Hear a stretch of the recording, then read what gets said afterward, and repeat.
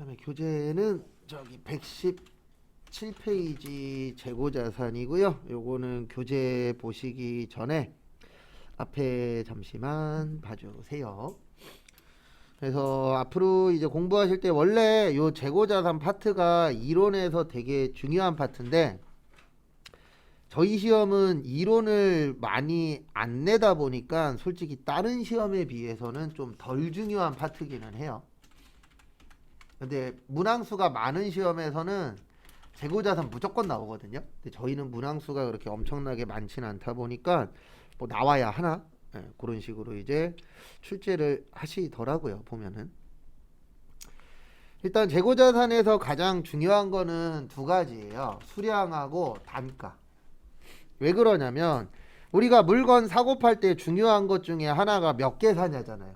맞죠? 그 다음에 두 번째로 중요한 게 얼마짜리 사냐.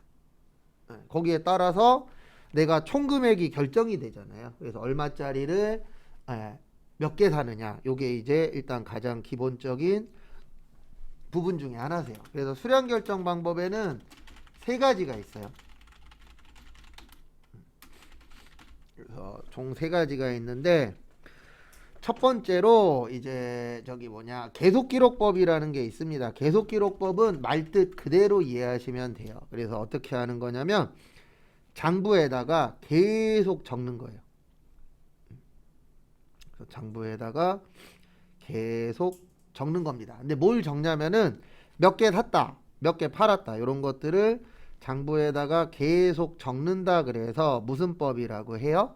계속 기록법이라고 하는 겁니다. 그래서 말뜻 그대로 계속 기록하는 거예요.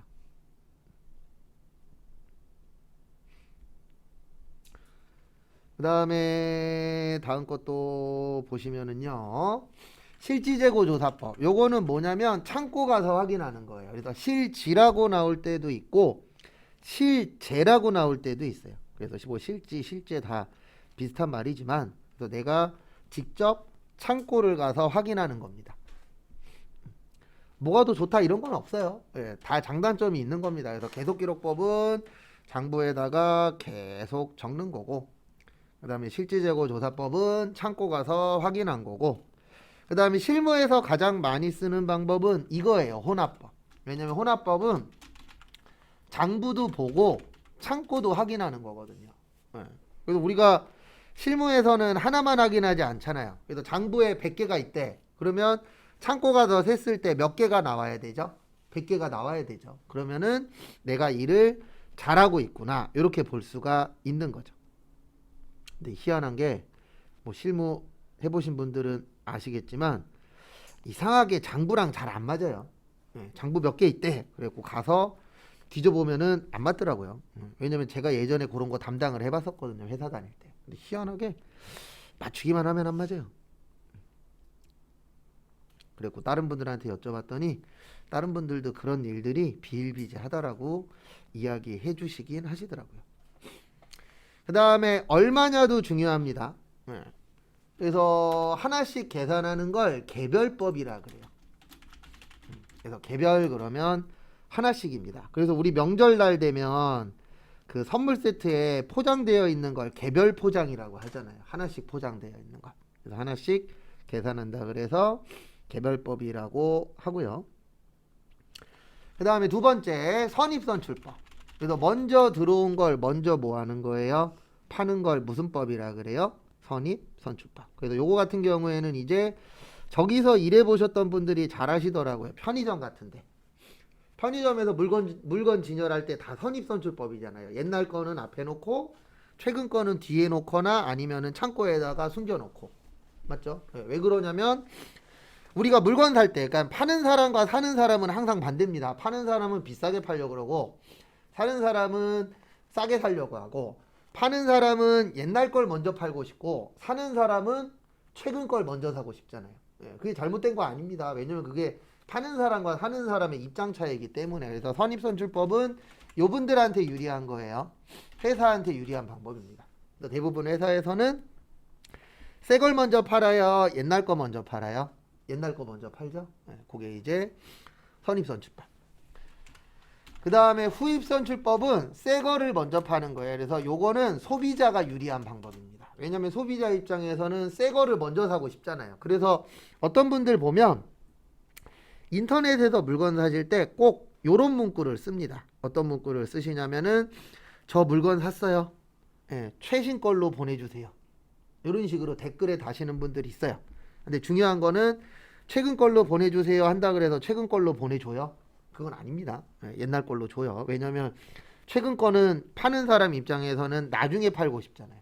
예, 그런 식으로 이제 나누어진다라는 거 참고하시고요. 그 다음에 가중평균법이라고 해서 평균 관련된 걸 구할 수 있는 방법이 두 가지가 있어요. 몇 가지가 있다고요? 두 가지. 그래서 그 중에서 하나가 가중평균법에서 계속기록법 쓰면 요거를 이동평균법이라고 하고요. 가중평균법에 실지재고조사법 쓰면 요거를 총평균법이라고 하는데 이따 제가 보여드릴 거예요. 선입이 뭔지 후입이 뭔지 이동하고 총은 어떻게 계산하는지 간단하게 제가 보여드릴 겁니다. 그래서 그거는 참고를 좀 해주세요.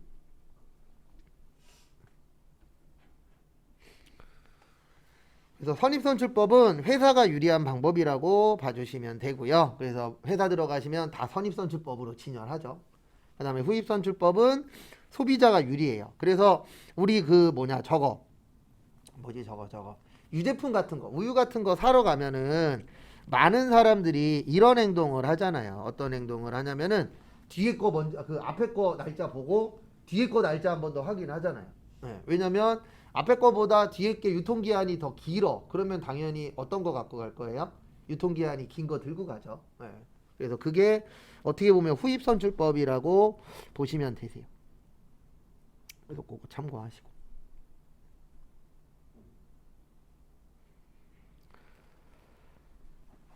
그 다음 것도 보시면은요.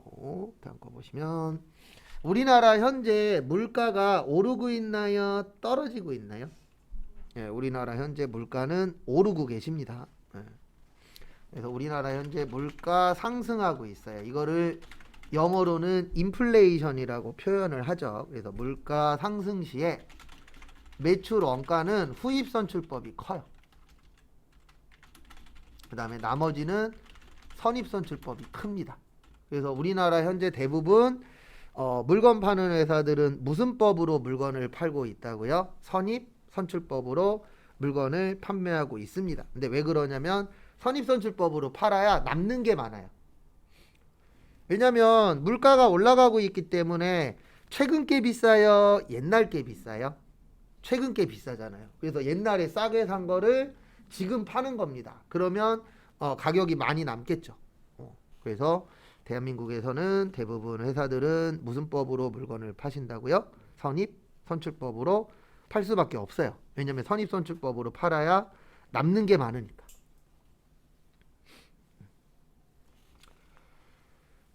그래서 우리나라는 현재 물가가 뭐하고 있어요? 상승하고 있습니다. 그래서 요즘 진짜 물가 비싸긴 한 것 같아요. 그래서 뭐 사 먹으러 가면 배보다 배꼽이 더 클 때도 있고 가격이 상상 외로 오른 것들도 있고. 그래도 요즘 짜장면 집도 웬만하면 짜장면 한 그릇에 7,000원 전후 하잖아요. 뭐 6,000원짜리도 있고 그거보다 저렴한 데들도 있기는 있지만 평균 내보면 그렇더라고요. 가격대가 아주 뭐 저렴하다 이런 건 아니더라고요. 요즘 보면 특히.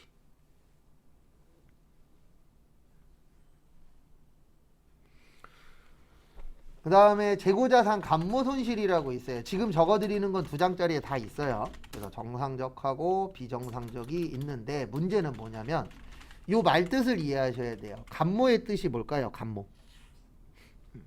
감모의 뜻이 뭐냐면은요. 수량 부족을 감모라고 해요. 그래서 뭐 여러 가지 사건 사고 뭐 누가 들고 단다던가 자연적으로 없어졌다던가 뭐 여러 가지 사건 사고에 의해서 없어지는 걸 그거를 뭐라 그래요? 감모라고 합니다. 그래서 감모가 발생했네 그 얘기는 수량이 부족하다는 얘기예요. 그래서 이럴 수도 있잖아요. 만약에 우리 회사가 저거 뭐냐 모래 파는 회사예요. 근데 문제가 뭐냐면 모래는요. 아무리 잘 쌓아놔도 바람 불면 날아갑니다. 맞죠? 그래갖고 그 모래 파시는 분들 보면은 어떻게 되어 있냐면 그 모래 위에다가 비닐 같은 거 이렇게 걸어놔요. 네, 모래 못 날아가도록. 근데 문제는 뭐냐면 모래를 팔려면 이걸 걷어야 되잖아요. 그럼 걷을 때 또 바람 불면 어떻게 되죠? 날아가죠. 그런 것도 감모가 되는 거예요. 그 다음에 이럴 수도 있잖아요. 어떨 수도 있냐면 만약에 우리 회사가 과자 파는 회사예요. 직원이 한 봉지 들고 갔어. 먹으려고. 원래는 안 되지만 그런 경우도 발생할 수 있어요, 없어요? 있어요. 그래도 저 예전에 프로그램 만드는 회사에 다닌 적이 있었는데 전 총무직이긴 했어요. 사무직이긴 했는데 예전에 회사 직원들이 회사 물건을 갖다가 엄청 팔아먹었대요. 돈 벌려고 몰래. 네. 뭐 예전에 그런 경우도 있었다라고 얘기해 주시더라고요. 근데 뭐 내가 팔아먹은 건 아니니까. 그래도 뭐 별의별 일이 다 있긴 하더라고요. 보면은. 그다음에 그래서 정상적일 때는 우리 회계에서는 매출 원가로 처리하고 분계는 안 해도 된다라고 되어 있어요. 저 회계 처리가 분계하는 거예요. 그다음에 영업 외비용 처리하고 회계 처리한다.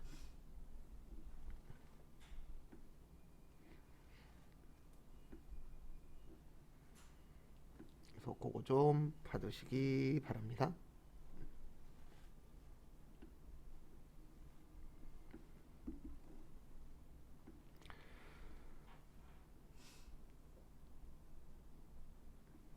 그 다음 것도 보시면은요. 하나 더 남았어요. 재고자산 평가손실. 공부하실 때 앞으로 평가라는 말 많이 듣거든요. 그래서 평가 나오면 이렇게 기억하셔야 돼요. 금액 조정. 그러니까 금액을 맞추는 작업을 평가라 그래요. 왜냐면 우리가 물건 가격이라는 게 오를 수도 있지만 뭐 할 수도 있죠? 떨어질 수도 있죠. 무조건 오르는 건 아니잖아요. 뭐 갑자기 뭐 물건이 너무 많아서 가격이 떨어질 수도 있고 아니면 만들어 놓은 게 앞으로 필요가 없어서 가격이 떨어질 수도 있잖아요. 그건 아무도 모르니까. 그렇게 식으로 이제 떨어지는 걸 뭐라 그러세요? 평가라고 해요. 오르거나 떨어지는 걸. 근데 왜 평가 손실이라고 하냐면 우리 회계에서는 저가법을 써요. 그래서 저가법의 뜻이 뭐냐면 금액이 떨어졌다는 뜻입니다. 그래서 금액이 떨어진 것만 인정한다. 그래서 무슨 법이라고 하세요? 저가법이라고 표현합니다. 꼭 참고하시고.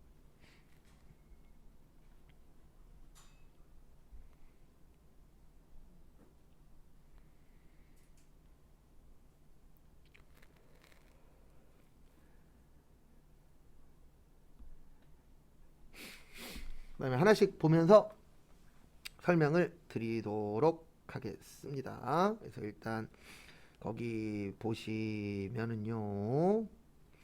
재고자산. 기업이 영업활동 과정에서 판매 또는 제품의 생산을 위해서 보유하고 있는 자산을 재고자산이라고 합니다. 그래서 결론은 재고자산 나오면 판매하고 관련이 있다라고 봐주시면 되세요. 그래서 판매하고 관련 있는 게 재고자산이고요. 그 다음에 거기 보시면 재고자산으로 분류하기 위해서는 영업활동 과정에서 거기에다가 밑줄 치세요. 무슨 목적이어야 된다고요? 판매. 네, 그래서 판매하려고 해야 됩니다.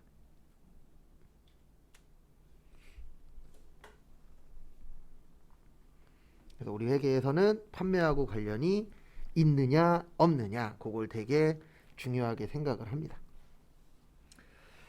그 다음에 예를 들어 TV 제조회사가 있는데 TV를 회의실에 쓰면은 비품이 되는 거고요. 그 다음에 이 TV를 팔려고 하면은 뭐가 되는 거예요?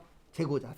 그래도 시험 문제 쉽게 나오면 다음 중 재고자산에 대한 설명으로 뭐 맞는 것을 고르시오, 틀린 것을 고르시오 이런 거 나오거든요. 그러면 제일 쉽게 찾는 방법 중에 하나가 뭐냐면 판매라는 글자만 찾으면 돼요.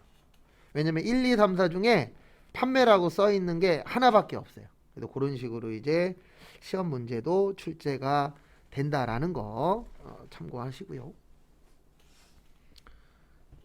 그 다음에 또한 재고자산은 판매 목적으로 보유하고 있는 자산이므로 저기에다 밑줄 치세요. 정상적인 영업주기. 그리고 정상적인 영업주기가 1년 이내예요. 왜냐면 일반적으로 회사에서 물건 만들잖아요. 그러면 그 물건 만들어서 파는 데까지 1년이 넘어가요. 대부분 회사는 1년 이내예요. 1년 이내인 경우들이 많죠. 그래서 대부분 이제 1년 이내로 본다라는 거 참고해 주시고요. 그 다음에 재고자산의 분류. 네, 상품은 저기에다 밑줄 치세요. 판매를 목적으로 구입. 그래서 제가 어저께 사다가 파는 걸 상품이라고 했었죠. 그래서 판매하는 목적은 맞는데 이제 사서 파냐 만들어서 파냐 이제 그 차이라고 봐주시면 되세요.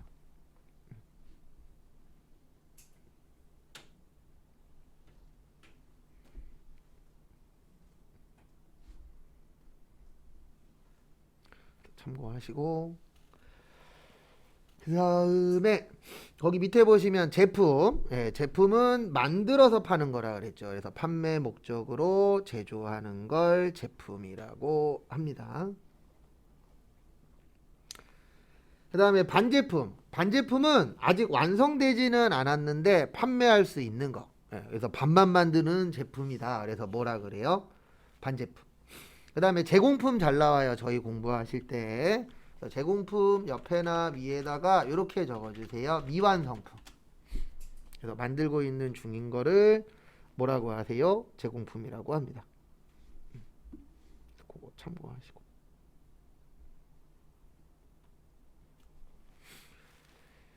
그 다음에 원재료, 그 다음에 저장품, 미착상품.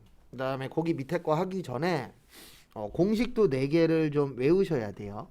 그래서 공식 4가지가 있습니다. 이거 먼저 설명을 해야 거기에 있는 걸 이해 조금이라도 하실 수 있어서 먼저 공식 먼저 좀 설명을 좀 드릴게요. 그래서 보시면 첫 번째로 이제 순매출이라고 있어요. 그래서 순매출액은 총매출액 마이너스 매출 할인 및 애누리 마이너스 매출 할인. 이거는 2장짜리 어디에 있냐면은요, 2번째 페이지에 있어요. 첫 번째 페이지 말고 2번째 페이지에 보시면 그거 관련된 내용이 있으실 겁니다. 그거 참고하시고.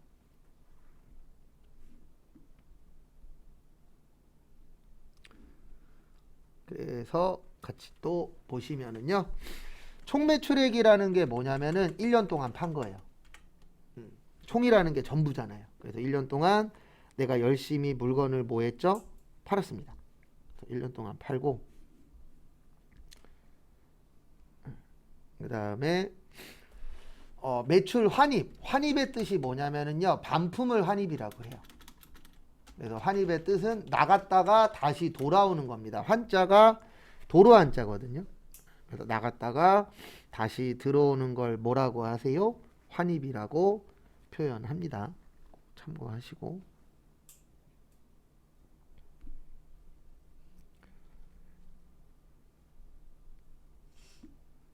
그 다음에 또 보실 게 애누리는 깎아주는 거예요. 네, 깎아주는 건데 왜 깎아주는 거냐면 물건과 관련돼서 깎아주는 걸 애누리라고 합니다. 뭐와 관련돼서 깎아주는 거라고요? 물건. 이럴 수 있잖아요. 우리 회사 물건을 많이 사가겠대. 네, 그럴 수 있어요, 없어요? 있죠. 네, 그럴 경우에도 깎아줘야 되는 거고요. 그 다음에 이제 두 번째로 이런 경우가 발생할 수도 있잖아요. 어떤 경우가 발생하냐면은 우리 회사에서 물건을 옮기다가 물건에 흠집이 났어. 그러면 흠집 난 물건 다시 갖고 오는 게 좋아요? 조금 깎아주고 파는 게 좋아요? 깎아주고 파는 게 좋습니다. 왜냐면 그거 갖고 와봤자 팔기가 쉽지 않잖아요. 네, 그런 것들도 애누리가 되는 거예요. 그 다음에 할인은 돈 빨리 받으려고 깎아주는 거예요. 그래서 돈가 관련돼서 깎아주는 걸 할인이라고 합니다. 그래서 우리가 일반적으로 할인 행사 왜 해요? 하는 이유는 하나잖아요. 이거 빨리 팔아갖고 현금화 시켜야 되니까. 예, 왜냐면 물건을 진짜 뭐 몇 년 동안 갖고 있을 수 없잖아요. 이거 빨리 팔아서 현금화 시켜서 새로운 물건을 사서 뭐 해야 돼요? 판매해야 되죠. 그래서 장사하시는 분들이 요즘 힘든 이유 중에 하나가 안 팔리잖아요. 과거보다 경기가 안 좋으니까. 그러면 이제 어떤 문제가 생기냐면은 이게 팔려야 돈이 돌잖아요. 네. 근데 요즘 뭐 막말로 동맥경화처럼 돈이 안 도는 시대가 돼버린 거죠. 왜냐면 경기가 과거보다 힘들고 물가도 많이 올랐으니까. 그래서 어쨌든 전 요즘 뉴스 보면서 제일 듣기 싫은 말이 저거더라고요. 치킨값 3만 원. 저 아시는 분은 단톡방에다가 그거 글 썼던데, 치킨값 3만 원 되면 집에서 튀겨 먹을 거라고. 근데 참고로 집에서 튀겨 먹는 게 힘들고 피곤하긴 한데 깨끗은 합니다. 네. 왜냐면 저 군대 있을 때 저희는 튀겨 먹었거든요. 나가서 못 사 먹으니까. 맛은 더 있어요. 왜냐면 기름이 더 좋으니까. 아무리 뭐 관리한다라고 해도 어쩔 수 없잖아요, 그 부분. 그 다음에 순매입액. 순매입액은 총 매입액 플러스 부대 비용 마이너스 매입 환출 및, 요건 2장짜리 보셔도 돼요. 매입 환출 및 애누리 마이너스 매입 할인.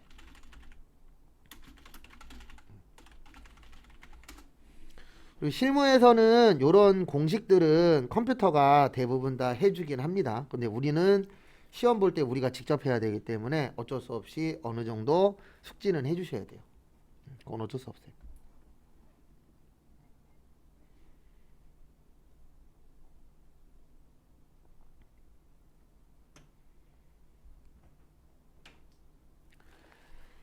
그래서 아까하고 내용은 똑같은데요. 총 매입액은 1년 동안 산 거예요. 그 다음에 부대 비용의 가장 대표적인 건 운반비 같은 거. 그래서 우리 택배비 같은 거 있죠. 네, 그런 것들이 이제 부대 비용이 되는 거고요. 그 다음에 다음 거 보시면은요. 다음 거 보시면 환출은 아까하고 똑같아요. 네, 반품한 거예요. 그래서 반품한 거를 환출이라고 하고, 그 다음에 애누리는 깎아줬는데 물건과 관련돼서 깎아주는 걸 애누리라고 하고요. 그 다음에 할인은 뭐와 관련돼서 깎아주는 거라고요? 돈. 그래서 돈 빨리 받으려고 깎아준 거죠.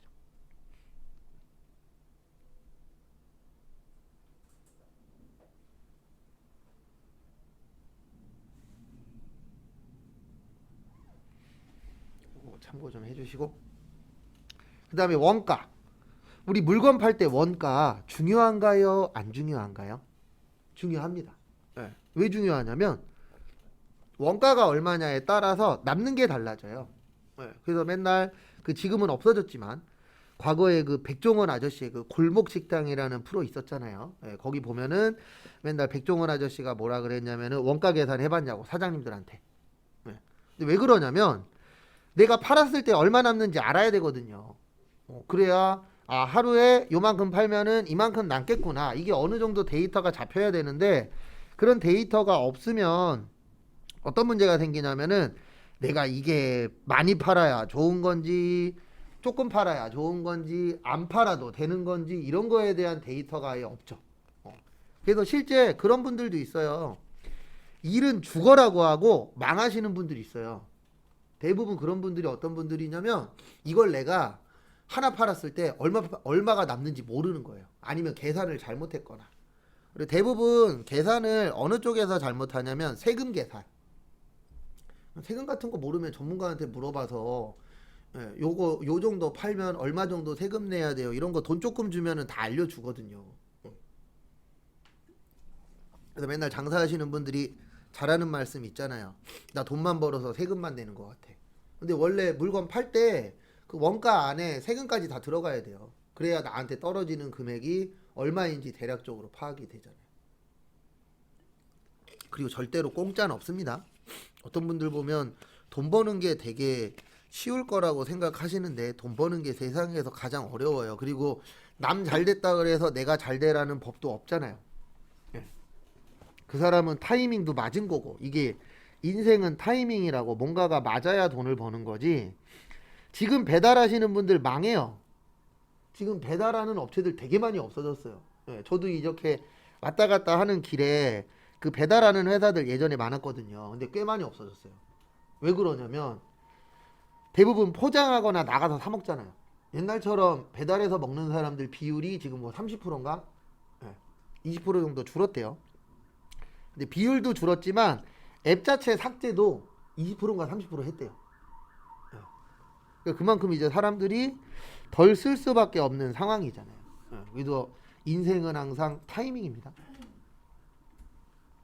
그 다음에 매출 원가는 이렇게 돼요. 어떻게 되냐면 기초상품 플러스 순매입액 마이너스 기말상품 마이너스 타계정 대체.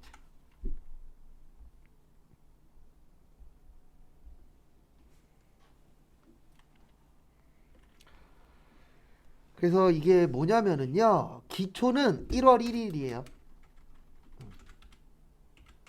그래서 1월 1일 날 갖고 있는 거, 요게 언제 거냐면 작년 겁니다. 그래서 기초 그러면은 작년 거라고 생각을 해주시면 되세요. 현재 게 아니고. 그 다음에 순매입액은 말 그대로 순수하게 뭐 한 거예요? 매입한 거예요. 내가. 네, 그거를 순매입액이라고 표현하고요. 그 다음에 보실게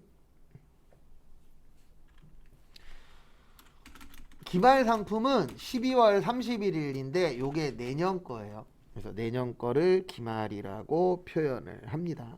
그래서 1년의 마지막 날이죠. 그래서 기말 받으시고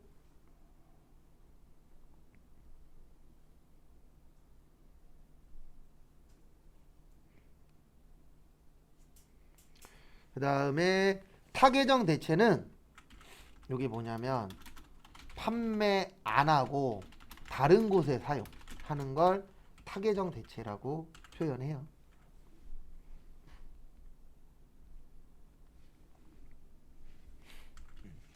그래서 안 팔고 다른 데 썼다. 그걸 뭐라 그런다고요? 타계정 대체라고 합니다.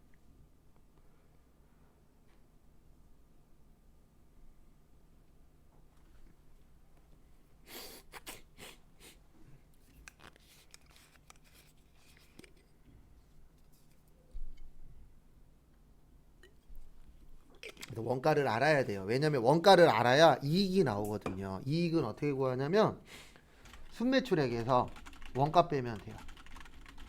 그래서 원가가 얼마냐에 따라서 남는 거는 달라지잖아요. 그래서 백종원 아저씨가 맨날 원가 얼마인지 계산해 보셨어요? 이런 얘기를 하는 거예요. 왜냐면 원가는 중요하니까.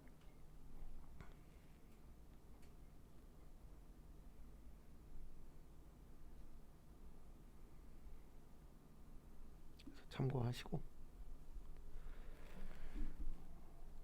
그 다음에 요거 공식은 네 가지를 나중에 외우셔야 돼요.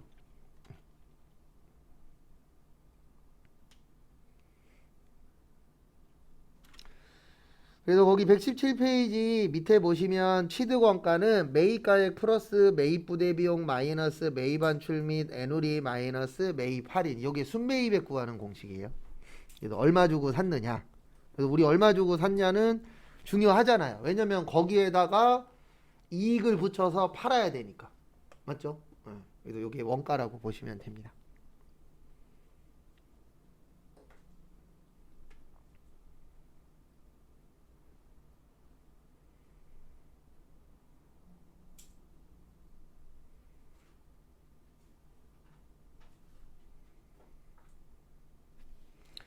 그 다음에 거기 밑에 117페이지 밑에 보시면은요, 부대 비용에는 매입 운임, 그 다음에 수수료, 보험료, 하역비, 수익관세, 통관수수료, 뭐 이렇게 어렵게 되어 있는데 그냥 이렇게 생각하세요. 추가적으로 나가는 돈.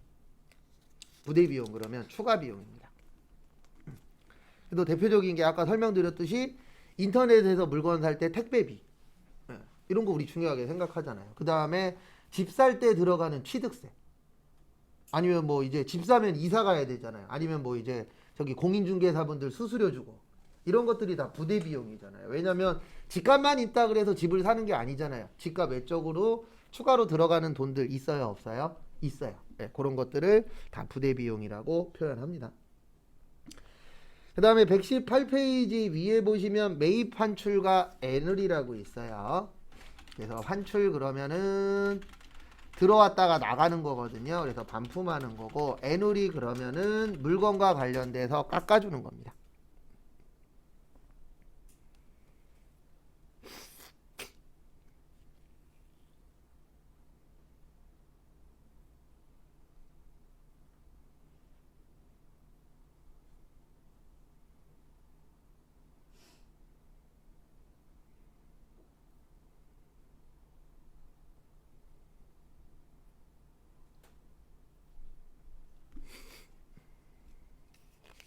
참고하시고, 그 다음에 요거 시험에 2번 나온 적이 있는데요. 거기 밑에 보시면, 밑에도 두 번째 줄 보시면 10분의 2, 30분의 n이라고 있을 거예요. 가로에. 좀 요런 건 좀 시험에 안 냈으면 하는데, 뭐 제가 뭐 안 내라 그런다 그래서 안 내는 게 아니니까. 그래서 보시면 그 10분의 2의 뜻이 뭐냐면은요, 10일 안에, 이건 이제 회계에서 쓰는 용어예요. 10일 안에 대금 결제하면 2% 깎아줄게. 이 뜻이에요. 그 다음에 30분의 n의 뜻은 뭐냐면 30일 안에 돈 내놔. 그 뜻입니다. 네.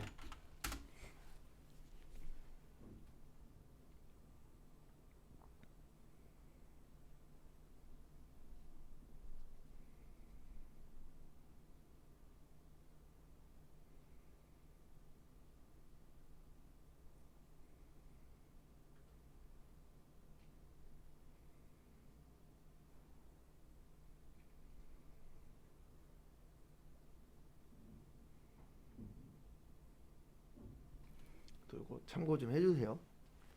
한 2번인가 나온 적이 있어요. 많이 나오진 않았습니다. 왜냐면 실질적으로 이거대로 되면 망할 회사들이 있어요, 없어요? 없어요. 네. 며칠 안에 돈 주세요. 그러면 그 날짜 안에 돈 들어오면은 내가 준비하기 편하죠. 근데 대부분 이제 그런 부분들을 못 맞추다 보니까 문제가 생기는 거죠.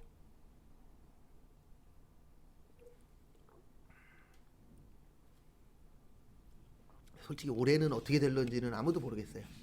더 좋아질 수도 있고 더 안 좋아질 수도 있고. 그래서 저는 하나만 하려고요. 로또만.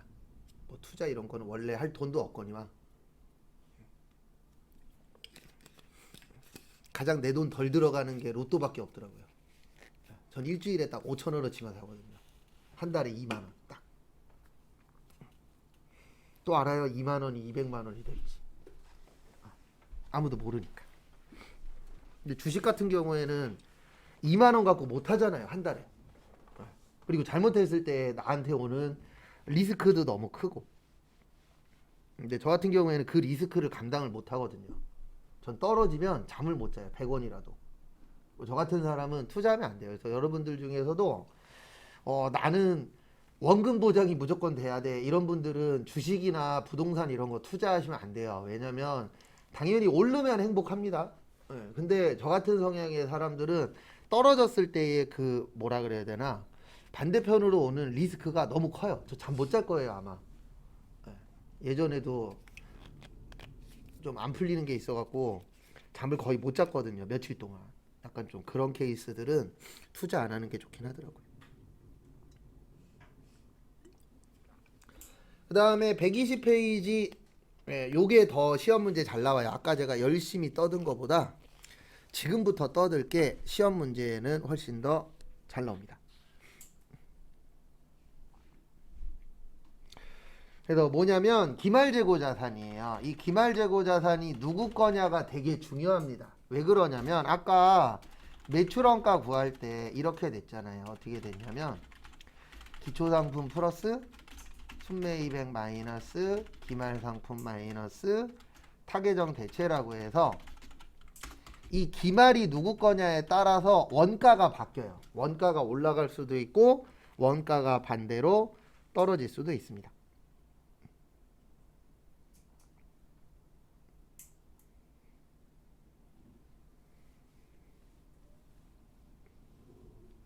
그런 부분 관련돼서 주의를 해야 되기 때문에 시험에 요거 잘 나와요.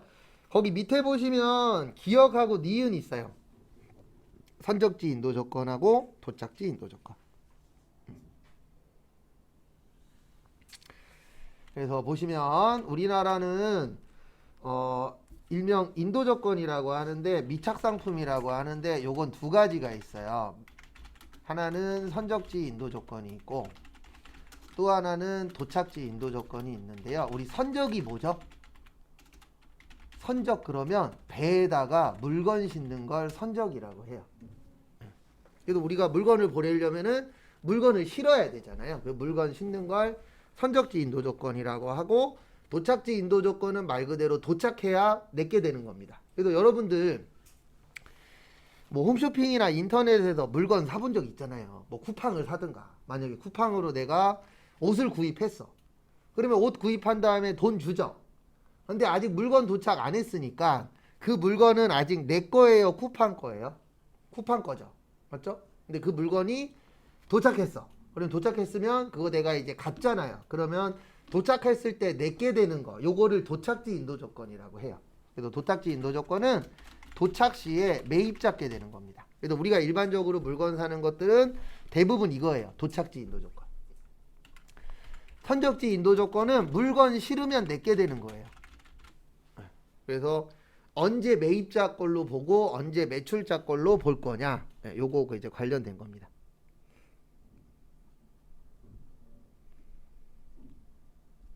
그래서 그 부분 참고하시고요.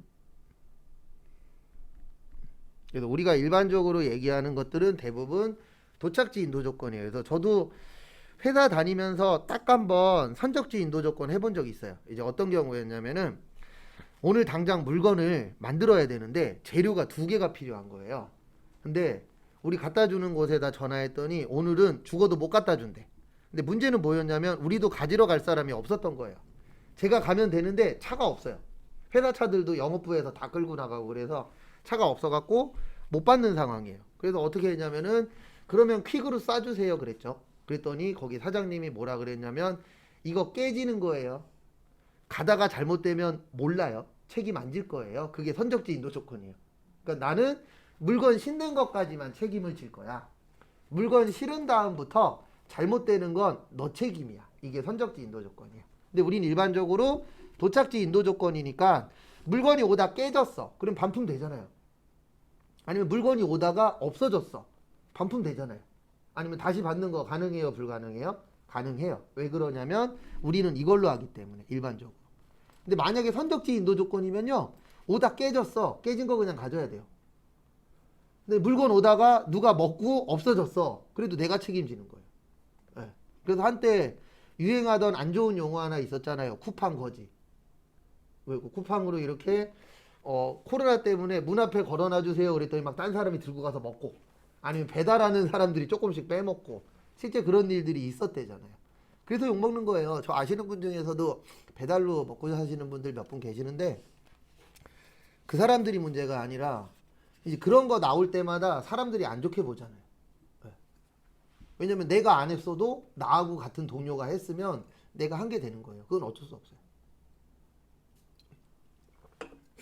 거기에다 그분들은 또 오토바이도 막 몰고 다니잖아요. 그래서 저도 얼마 전에 사고 날 뻔했거든요. 우회전을 하려고 돌리는데 오토바이가 옆에서 갑자기 튀어나오는 거예요. 네. 다행히도 박진 않았는데 갑자기 훅 나오시니까 그분들은 항상 운전하시는 분들 계시면 조심해야 돼요. 그 다음에 위탁품이라고 있어요. 거기 밑에 2번 보시면 위탁품 또는 적송품이라고 있는데 요걸 뭐 위탁품이라고도 하고 적송품이라고도 하고 위탁상품이라고도 하는데요. 요거 할 때에는 꼭 2명이 나와요. 위탁자하고 수탁자라는 분이 나옵니다. 그래서 위탁자는 뭐냐면 부탁하는 사람. 그리고 앞으로 공부하실 때 숫자 나오면 무조건 받을 숫자예요. 그래서 뭔가를 받은 겁니다. 그래서 수탁자는 부탁받은 사람이 되는 거예요. 그래서 부탁을 했냐, 부탁을 받았냐, 거기에 따라서 이제 나누어지는 겁니다.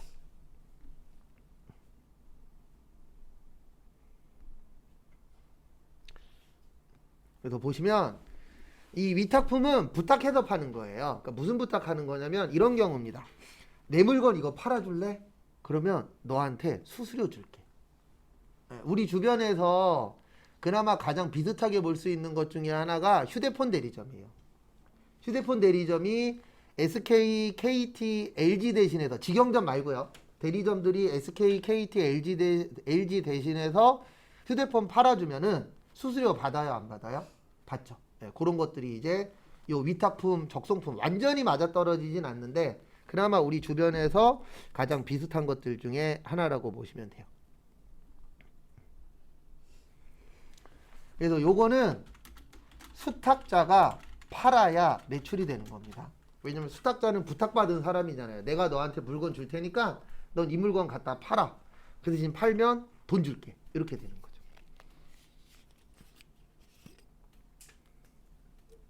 그래서 거기 121페이지 위에 있어요. 수탁자가 고객에게 판매하면은 수익이 되는 겁니다. 라고 121페이지 위에 있어요. 그거 좀 봐두시고요. 그 다음에 시송품이라고 있어요. 그래서 시송품. 요걸 다른 말로 시용품이라고도 하고 시용상품이라고도 해요. 이게 뭐냐면 써보고 사는 거. 근데 요즘에 저기 뭐냐 홈쇼핑도 옛날보단 안 되긴 합니다. 왜냐면 홈쇼핑 아니어도 살 때가 너무 많다 보니까. 근데 어쨌든 홈쇼핑 간혹가다 저도 넘기면서 살짝살짝 보다 보면은 이런 거 있어요. 어떤 거 있냐면 화장품 같은 경우에 이렇게도 하더라고요. 본품 말고 샘플 보내드릴 테니까 샘플 써보시고 마음에 드시면 본품 뜯으세요. 그 대신 본품 뜯으면 반품 안 됩니다. 이렇게 하는 경우들이 있어요? 없어요? 있어요. 네. 그런 게 시송품이에요. 그러니까 써보고 사라는 얘기예요. 왜냐면 우리가 의심 많이 하잖아요. 먹는 거야. 그럼 이거 맛있을까? 입는 거야. 그럼 이거 괜찮을까? 네. 이런 고민들 해요? 안 해요? 하죠. 그러니까 아예 경험을 할 수 있게끔 보내주는 거예요. 근데 이거 왜 이렇게 파는지 아세요? 이렇게 파는 이유 중에 하나가 뭐냐면요. 대한민국 사람 중에 많은 사람들은 뜯으면 반품 안 해요. 네, 반품하는 거 귀찮으니까. 네. 근데 좋든 나쁘든 반품하는 사람도 있습니다. 네, 그런 분들이 있지만 그런 사람들보다는 뜯으면 반품 안 하는 사람들이 훨씬 더 많아요. 네, 그래서 이런 방식으로 파는 거예요. 그리고 미국의 아마존이라고 있잖아요. 아마존은 묻지도 따지지도 않고 6개월 이내에 반품 다 받아줍니다. 네, 그렇게 해서 매출액은 30%가 늘었고요. 반품률은 10%가 늘었대요. 결론적으로는 20%가 늘어났죠. 매출액은. 네. 근데 우리나라에서 아마존처럼 하면 제 장담하는데 다 망합니다. 네, 왜냐면 저도 한국 사람이지만 대한민국 사람은 5개월 29일 쓰고 반품할 사람들이에요. 네. 왜냐면 조금 써봤더니 처음엔 괜찮았는데 한두 달 지나니까 별로야. 근데 반품 가능하대요. 그럼 반품할 거예요? 안 할 거예요? 할 거잖아요. 그래서 우리나라에서는 그렇게 못 팔아요. 그렇게 팔면은 힘들어요. 요건 약간 어떻게 보면은 나라마다 약간 차이점은 있습니다. 근데 요게 먹히는 이유 중에 하나가 우리나라 사람들은 의심이 많잖아요. 이거 괜찮을까? 써보고 괜찮네? 그러면 갖는 거죠. 그래서 요거는 상대방이 구매 의사를 표시해야 돼요. 그러니까 제가 아까 본품 뜯으면 반품 안 받는다 그랬잖아요. 그럼 내가 본품을 뜯었어. 그리고 구매 의사를 뭐 한 거죠? 표시한 거예요. 아니면 이런 경우 있잖아요. 일주일 안에 반품하면 반품 받아줄게요. 일주일이 지났어. 그러면 내가 표시를 한 거죠. 무슨 표시한 거예요? 나는 반품 안 할 거야 라고 표시를 한 거죠. 그럴 경우에는 매출이 되는 것이에요. 그 다음에 거기 밑에 보시면 반품률이 높은 자산일 때, 그래서 첫 번째로 합리적인 추정이 가능한 경우, 이런 게 뭐냐면 아까 설명드린 것처럼 뭐 일반적으로 며칠 안에 반품해라 이런 것들이 있잖아요. 아니면 본품 뜯어라. 네, 그러면은 이제 그런 게 이제 합리적인 추정이 되는 거고, 합리적인 추정이 불가능할 경우에는 뭐 인수를 수락하거나 반품되는 시점, 그때 이제 보는 거고요. 그 다음에 할부 판매라고 있습니다. 우리 할부의 뜻이 뭐예요? 네, 나누어서 내는 건데 몇 개월부터 할부일까요? 네, 할부는 2개월부터 할부입니다. 일시불은 할부가 아니잖아요. 그래서 2달부터는 할부를 봐요. 그래서 할부는 인도 시점이에요. 그러니까 물건 받으면 이거 돈 준 게 아니에요. 네, 물건 받고 우리가 카드로 긁고 3개월이요 하잖아요. 그러면 물건 받았을 때 그 물건은 누구께 되는 거죠? 내게 되는 거죠. 네, 그거를 인도 시점이라고 표현을 합니다.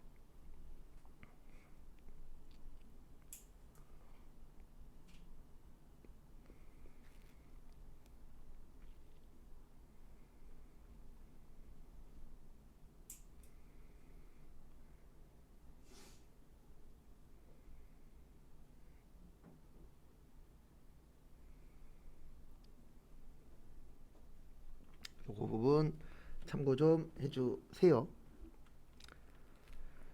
그 다음에 거기 밑에 보시면 수량 결정 방법에 지금 두 가지만 적혀 있습니다. 뭐라고 적혀 있냐면 계속기록법하고 실질재고조사법이라고 적혀 있죠. 그 밑에다가 요거 하나 더 써주세요. 뭐 써주시냐면 혼합법. 시험 문제는 요 세 가지로 나와요. 그래서 혼합법은 섞어서 쓰는 거죠.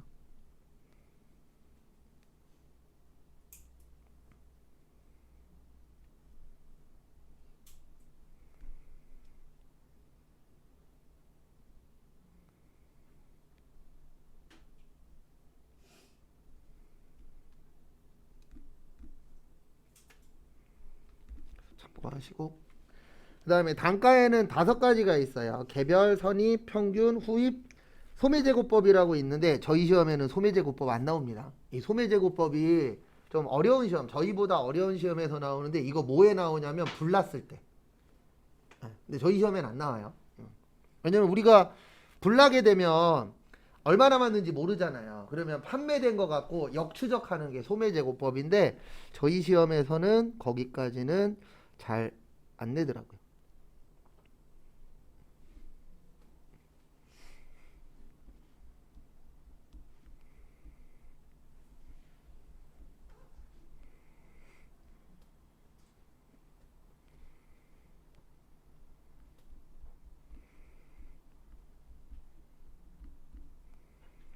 참고하시고